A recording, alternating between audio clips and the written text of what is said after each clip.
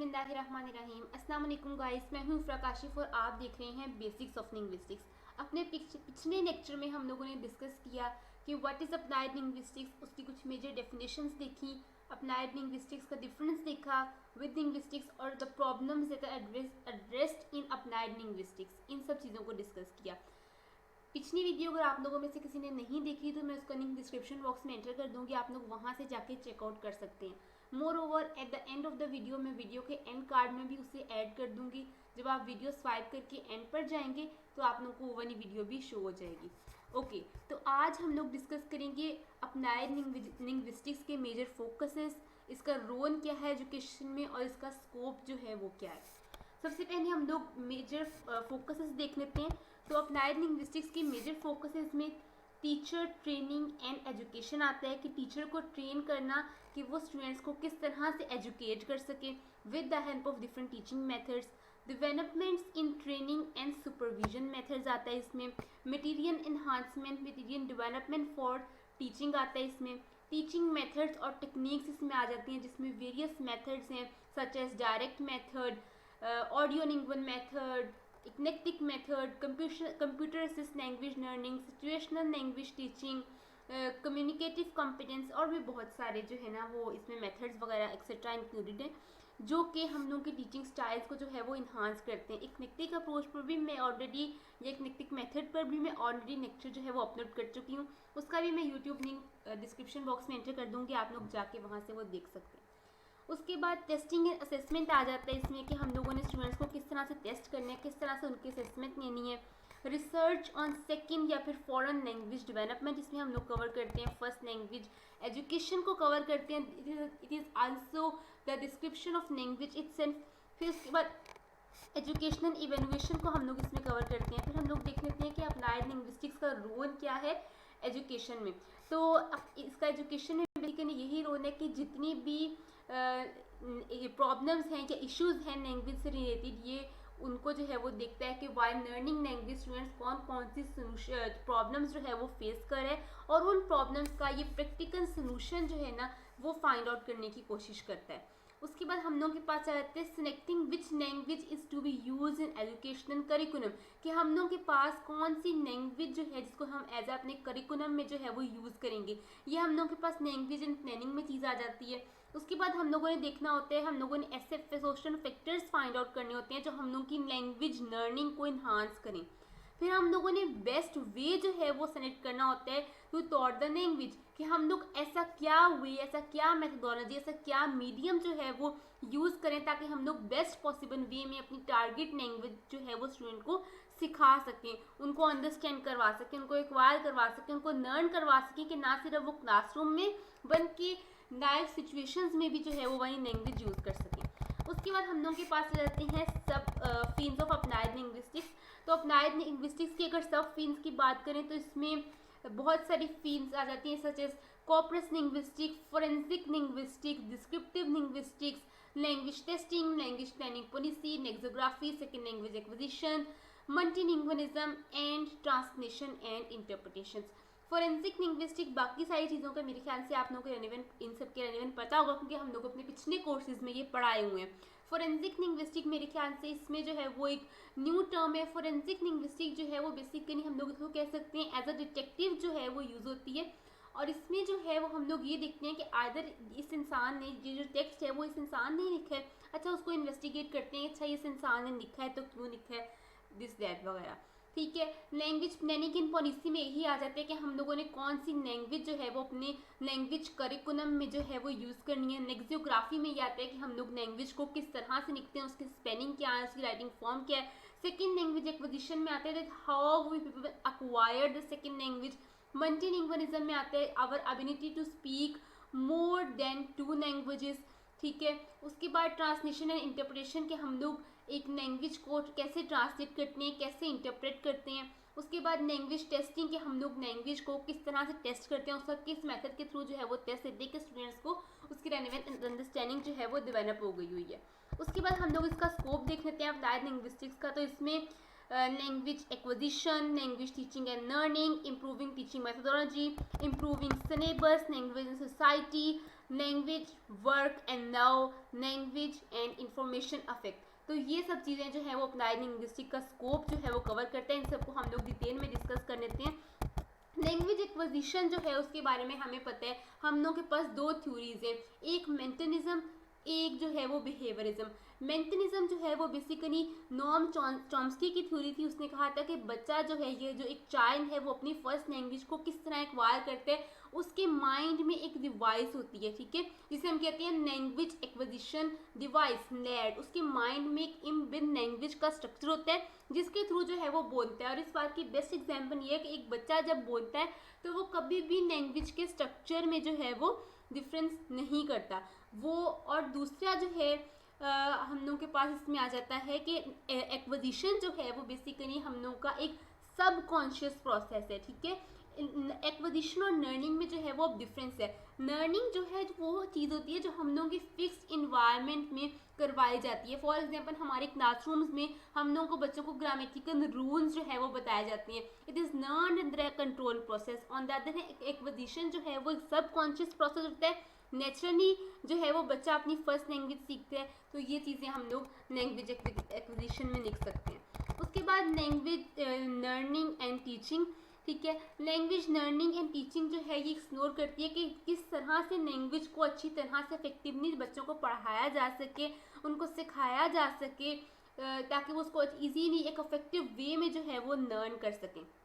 इसमें कुछ चीज़ें एंटर की हुई हैं कि what are the theoretical issue underline language teaching and learning के कौन कौन से इश्यूज जो हैं वो फेस होते हैं, ठीक है, while learning the second language, ठीक है, और while teaching the second language. Teacher क्या इश्यूज फेस करते हैं और स्टूडेंट क्या इश्यूज फेस करता है व्हाइल लर्निंग इट। फिर उसके बाद फर्स्ट लैंग्वेज एक्विजिशन जो है सेकेंड लैंग्वेज एक्विजिशन या लर्निंग से किस तरह से सिमिलर है और डिफरेंट है। फिर इसके बाद आता है कि what does it mean to learn second language simultaneously और सक्सेसिवली। साइमल्टेनियसली का मतलब होता है मेरे ख्याल से आप लोग लैंग्वेज को किस तरह से लर्न कर सकते हैं साथ साथ इकट्ठे या फिर एक के बाद दूसरी, ठीक है। What are the main psychological factors that affect second language acquisition? What should be the role of grammar instruction in the play of language learning and teaching? How learners become more effective in cross cultural? How can learners become more effective in cross cultural communication? वो जो है किस तरह एक effective way में जो है वो बात कर सकते हैं among the cross culture by using the target language. किस तरह से जो है वो रीजनल वैरायटीज ऑफ लैंग्वेज जो है वो लर्न की जा सकती है इन द क्लासरूम कॉन्टेक्स्ट, ठीक है। लर्निंग स्टाइल और स्ट्रेटजीज का क्या इम्पेक्ट है on learning and teaching. Teacher का क्या रोल होना चाहिए क्लासरूम में और कौन कौन से इफेक्टिव वेज हैं to teach language in order to know and make the students learn how to speak, listen, read and write. उसके बाद आ जाता है how language methods evolve changes in society and in larger school of thought। उसके बाद हम लोग के पास आ जाते हैं इम्प्रूविंग टीचिंग मेथोडोलॉजी। तो अपनी टीचिंग मेथोडोलॉजी को किस तरह से जो है वो इम्प्रूव कर सकते हैं, उसके कुछ स्टेप्स जो हैं वो ये हैं कि सबसे पहले तो ये कि आप लेसन प्लान बनाएं। लेसन प्लान अगर मैं आपको ब्रीफली बता दूं तो लेसन प्लान एक ऐसी डिटेल्ड इंस्ट्रक्शन है जिसके एक ऐसा डॉक्यूमेंट है जो टीचर जो है वो खुद प्लान करता है कि वो अपना लेक्चर किस किस तरह से डिलीवर करेगा। डिटेल में हम लोगों ने लेसन प्लान के ऊपर मैंने एक वीडियो अपलोड की हुई है जिसका मैं लिंक डिस्क्रिप्शन बॉक्स में एंटर कर दूंगी, आप लोग वहाँ से जा करके वो वाली वीडियो देख सकते हैं।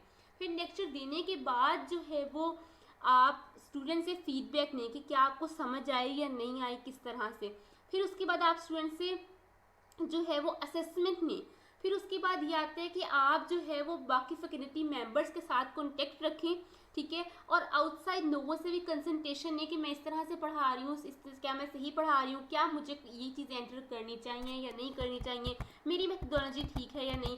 स्टूडेंट को फ्रीक्वेंट ब्रेक्स जो है वो प्रोवाइड करें ताकि वो कंसेप्ट को अच्छी तरह से ग्रैस्प करने, उसको अच्छी तरह से अंडरस्टैंड करने।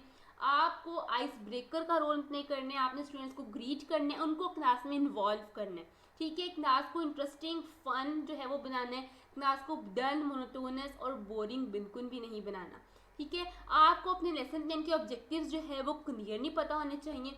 ठीक है, आपको पता होना चाहिए कि मेरे लेसन के बाद स्टूडेंट्स जो है वो ये रीजंस जो है वो स्टूडेंट को आएंगे। तो आप जो स्टूडेंट को पढ़ा रहे हैं उसके अटेंशन स्पैन को जहन में रखना है। एक छोटे बच्चे का attention span more than 30 to 45 minutes, इससे ज़्यादा जो है वो नहीं होता। ठीक है, depending upon the level of your student आपने उस तरह का इंस्ट्रक्शन मटेरियल चूज़ करना है, उस तरह की एग्जाम्पल्स जो है वो लेके आनी है। फॉर एग्जाम्पल एक छोटा बच्चा जो है उसको कभी भी जो है वो न्यूज़ में इंटरेस्ट नहीं होगा, हाँ उसको कार्टून्स में, मोबाइल गेम्स में, इन चीज़ों में इंटरेस्ट होगा। तो आप ये चीज़ें जो है वो ऐड करके उसका जो है वो इंटरेस्ट जो है वो डेवलप कर सकते हैं। इम्प्रूविंग सिलेबस, ठीक है, सिलेबस जो है इम्प्रूव करना it is a very main part of applied linguistics. और इसको किस तरह से अचीव किया जा सकता है उसकी कुछ चीज़ें जो है वो मैंने यहाँ पर लिखने की कोशिश की है। सबसे पहले आप अपने कोर्स का ये ओवरव्यू और पर्पस जो है वो बताएं। ठीक है, बताएं स्टूडेंट्स को सब्जेक्ट के इंट्रोडक्शन के बारे में बताएं, सब्जेक्ट मैटर के बारे में बताएं। ये बताएं कि आपका कोर्स जो है ये वाला कोर्स हम लोगों ने क्यों इंक्लूड किया आपके सिलेबस में, इससे आपको क्या फ़ायदा होगा। ठीक है, और ये भी स्टूडेंट्स को बताएं कि उन्होंने कौन सा मटेरियल जो है वो हम लोगों ने जो है वो यूज़ करना है कोर्स में। ठीक है, किस किस तरह से जो है वो चीज़ों को लर्न करेंगे और एक्सेट्रा एक्सेट्रा। 3 to 5 जो है वो आप गोल्स बताएं कोर्स के। ठीक है, फिर उसके बाद आप स्टूडेंट्स को कोर्स जो है वो एक वेल ऑर्गेनाइज्ड वे में एक लॉजिकल जो है ना वो सीक्वेंस के थ्रू जो है वो ऑर्गेनाइज्ड हो। ऐसा ना हो कि आप जो है वो लिंग्विस्टिक्स एंड पे एंटर करें और उसकी ब्रांचेस आप पहले एंटर कर दें। No, it should be not organise in logical sequenced manner. अच्छा, उसके बाद है डिस्क्राइब द फॉर्मेट और एक्टिविटीज़ ऑफ द कोर्स। आप बताएं कि हमारे कोर्स का ये फॉर्मेट होगा। ठीक है, स्टूडेंट्स को पहले से बता दें लेक्चर्स के बारे में, एक्टिविटीज़ के बारे में, डिस्कशंस वगैरह के बारे में। फिर उसके बाद आप ये बता दें कि हम लोग किस किस ऑथर्स की जो है वो बुक जो है वो यूज़ करेंगे, कौन सा एडिशन यूज़ करेंगे, क्यों पार्टिकुलर ऑथर की बुक जो है वो सेलेक्ट की गई। ठीक है, और क्या रिलेशनशिप है between our readings and course objective. अगर आपने सारे चैप्टर्स नहीं पढ़ाने तो आप उन चैप्टर्स के नाम लिख दें जो आपने जो है वो पढ़ाने। और दूसरी बात ये कि आप जो है वो ये भी बता दें कि आप ये बुक से स्टूडेंट कहाँ से परचेज़ कर सकते हैं। ठीक है, और ये भी बता दें कि अगर ये बुक जो है वो कहीं लाइब्रेरी वगैरह में रिजर्व है। ठीक है, तो इस तरह से। उसके बाद और ये भी बता दें अगर है लाइब्रेरी में तो कितनी जो है वो नंबर्स में प्रेजेंट है। अच्छा, उसके बाद आइडेंटिफाई एडिशनल मटेरियल। अगर कोई एडिशनल मटेरियल आपके कोर्स में चाहिए, for example calculator, computer, art supplies, कुछ भी हो सकती हैं, चार्ट पेपर्स, कलर मार्कर्स, कुछ भी, ग्लिटर शीट, कुछ भी।